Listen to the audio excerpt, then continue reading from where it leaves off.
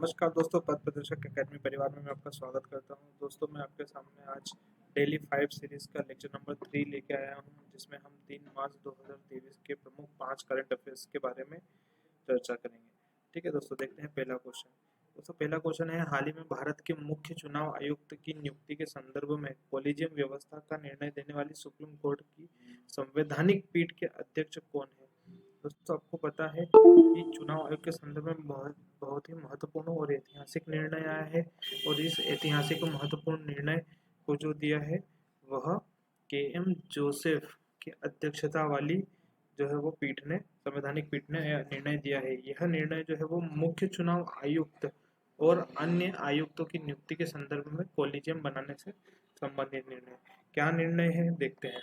Judgement में जो है वो सुप्रीम कोर्ट ने बोला है कि मुख्य चुनाव आयुक्त की नियुक्ति की सिफारिश अकेले केंद्र सरकार नहीं, एक पैनल के माध्यम से करेगी, है ना। अभी तक क्या होता था, केंद्र सरकार डायरेक्ट राष्ट्रपति को सिफारिश भेजती थी और डायरेक्ट जो है वो राष्ट्रपति उसको नियुक्त करता है, लेकिन अब ऐसा नहीं होगा। अब एक पैनल जो है वो केंद्र सरकार नाम सुझाएगी, 4-5 नाम सुझाएगी इसको पैनल को, और ये जो पैनल है इस 4-5 नाम में से एक नाम जो है वो राष्ट्रपति को संस्तुति के लिए भेजेंगे और राष्ट्रपति उन्हें नियुक्त करेगा। तो इस पैनल में कौन कौन लोग होंगे दोस्तों? इस पैनल में प्रधानमंत्री जी होंगे, लोकसभा के विपक्ष का नेता होगा, ध्यान रखना लोकसभा, केवल लोकसभा के विपक्ष का नेता होगा, और सीजेआई होंगे, भारत के मुख्य न्यायाधीश। ये तीनों लोग उस व्यक्ति का नाम की सिफारिश करेंगे और राष्ट्रपति उन्हें मुख्य चुनाव आयुक्त नियुक्त करेगा, और अन्य आयुक्त को भी नियुक्ति भी इसी माध्यम से होगी। ये पैनल सुझाएगा और राष्ट्रपति नियुक्त करेगा। दोस्तों, मैं आपको बता देता हूँ, जो भारत के निर्वाचन आयोग इसमें 3 लोग होते हैं।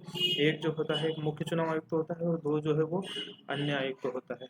ठीक है, यह फैसला जो है यह 5-0 से दिया। 5-0 मतलब इस संवैधानिक पीठ में जो है वो 5 जज थे।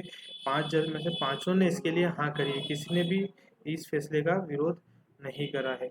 यह फैसले में यह भी कहा गया है, जो संचित निधि है, आपका कंसोलिडेशन फंड है, इसमें चुनाव आयोग के लिए अलग से व्यवस्था की जाए और अलग से सचिवालय की व्यवस्था की जाए। दोस्तों, आपको पता है कि चुनाव आयोग जो है वो चुनाव कराने के लिए मुख्य तरह सरकार पर निर्भर होता है, तो इसकी निर्भरता दूर करने के लिए जो है वो अलग से सचिवालय का प्रावधान जिसमें किया जाने का निर्णय में बोला है। ठीक है दोस्तों, आगे देखते हैं कि पहले जो है वो क्या व्यवस्था थी।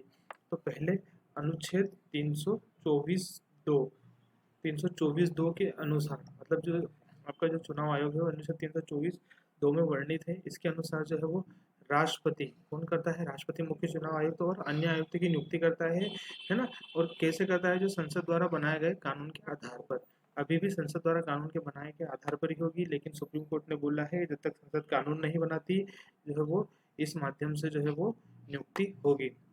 ठीक है, देख लेते हैं चुनाव आयुक्त का कार्यकाल कितना रहता है। 6 साल का रहता है और 65 वर्ष, इन दोनों में जो भी पहले हो वहां तक रहता है। वेतन भत्ता सुप्रीम कोर्ट के जैसे दिया जाता है। कितना दिया जाता है? 2.5 लाख रुपए। हटाया क्या जाता है? सुप्रीम कोर्ट के न्यायाधीश के समान हटाया जाता है। ठीक है, अब देखो दोस्तों, वेतन भत्ता, सेवा शर्तें हटाया जाना सब सुप्रीम कोर्ट के न्यायाधीश के समान है, तो क्यों ना नियुक्ति की जो प्रक्रिया है वो भी सुप्रीम कोर्ट के न्यायाधीश के समान कॉलेजियम व्यवस्था कर दी जाए। ऐसे सिद्धांत को लेकर जो है वो ये निर्णय दिया है। वर्तमान में जो कौन है? राजीव कुमार जी कौन से हैं? 25वें नंबर के जो है वो मुख्य चुनाव आयुक्त हैं। कब से हैं? मई 2022 से हैं। प्रथम कौन थे? सुकुमार सेन कब बने थे? मार्च 1950 में। प्रथम महिला कौन है? वी.एस. रमा देवी, ये 1990 में बनी थी। चुनाव आयोग का गठन कब किया गया था? 25 जनवरी 1950। सुप्रीम कोर्ट और चुनाव आयोग का ध्यान रखना, दोनों का 25 जनवरी 1950 को गठन किया गया था। ठीक है दोस्तों, अगला क्वेश्चन देखते हैं।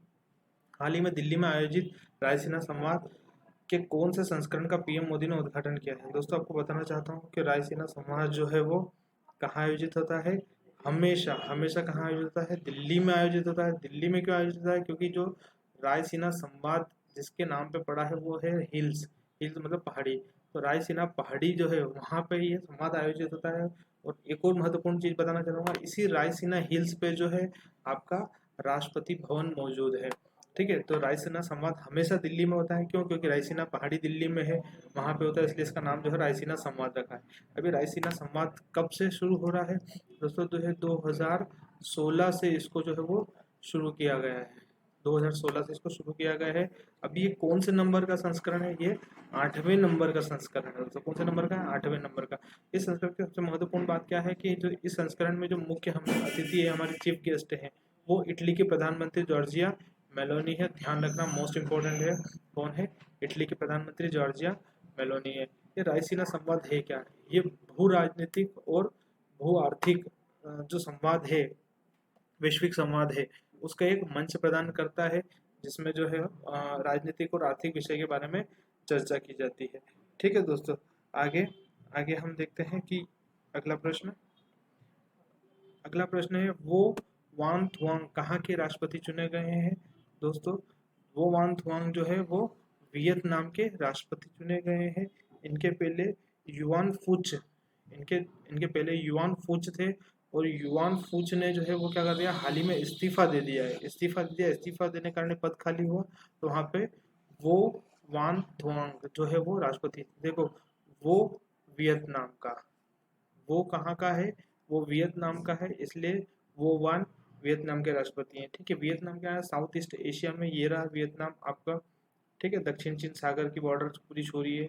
ठीक है, ध्यान रखना, वियतनाम है ना। वियतनाम अमेरिका वियतनाम युद्ध के कारण भी जो है वो फेमस है। ठीक है दोस्तों, आगे बढ़ते हैं। अगला क्वेश्चन, हिंडरबर्ग रिपोर्ट की पर सुनवाई हेतु सुप्रीम कोर्ट ने किसकी अध्यक्षता में एक समिति का गठन किया है? दोस्तों, हिंडनबर्ग रिपोर्ट आपको पता ही होगा, आर्थिक मामले में बहुत महत्वपूर्ण रिपोर्ट थी। ये हिंडनबर्ग जो कंपनी करती क्या है कि जो भी बड़ी बड़ी कंपनियां हैं, उनके जो शेयर मार्केट में अगर वो कुछ गलत कर रहे हैं तो उस पर रिसर्च करती रहती है। ठीक है, जिससे निवेशक का नुकसान ना हो। तो हाल ही में इस कंपनी ने एक रिपोर्ट प्रकाशित करी थी, जिसमें ये बताया गया था कि अडानी ग्रुप जो है वो शेयर्स में कुछ गड़बड़ कर रहा है। ठीक है, इसके कारण अडानी कंपनी के शेयर बहुत गिर गए थे। ठीक है, तो इसलिए इस मामले पर सुनवाई करने के लिए, क्योंकि निवेशक के हित जो है वो प्रभावित न हो, सुप्रीम कोर्ट ने एक समिति का गठन किया है, और समिति के अध्यक्ष हैं अभय मनोहर सप्रे। अभय मनोहर सप्रे जो है ये सुप्रीम कोर्ट के पूर्व न्यायाधीश हैं। ठीक है, ध्यान रखना, अभय मनोहर सप्रे। ठीक है, इन्हें किसी का भय नहीं है। ठीक है, इसलिए इनको जो है वो अध्यक्षता दी गई है। ठीक है, ध्यान रखें, अभय मनोहर सप्रे। ठीक है, तो ये जो रिपोर्ट है ये बताएगी कि अडानी इंटरप्राइजेस ने जो है शेयर मार्केट में अपने शेयर्स की कीमत बढ़ाने के लिए कुछ घोटाला किया है, या ये जो हिंडनबर्ग की रिपोर्ट है इसमें कुछ गलत है। ठीक है दोस्तों, आगे देखते हैं। 7वां अंतर्राष्ट्रीय धर्म सम्मेलन कहाँ आयोजित किया जा रहा है? दोस्तों, 7वां अंतर्राष्ट्रीय धर्म सम्मेलन कहाँ आयोजित किया जा रहा है? भोपाल में आयोजित किया जा रहा है। ध्यान क्या रखना है, कौन से नंबर का है? मध्य प्रदेश में हो रहा है, इसलिए मध्य प्रदेश की एग्जाम्स के लिए मोस्ट इम्पोर्टेंट है। कौन से नंबर का है? 7वां। और इसमें देखो, आप यहाँ देख पा रहे हो, ये 7th इंटरनेशनल है। ठीक है, धर्म कॉन्फ्रेंस है 2023।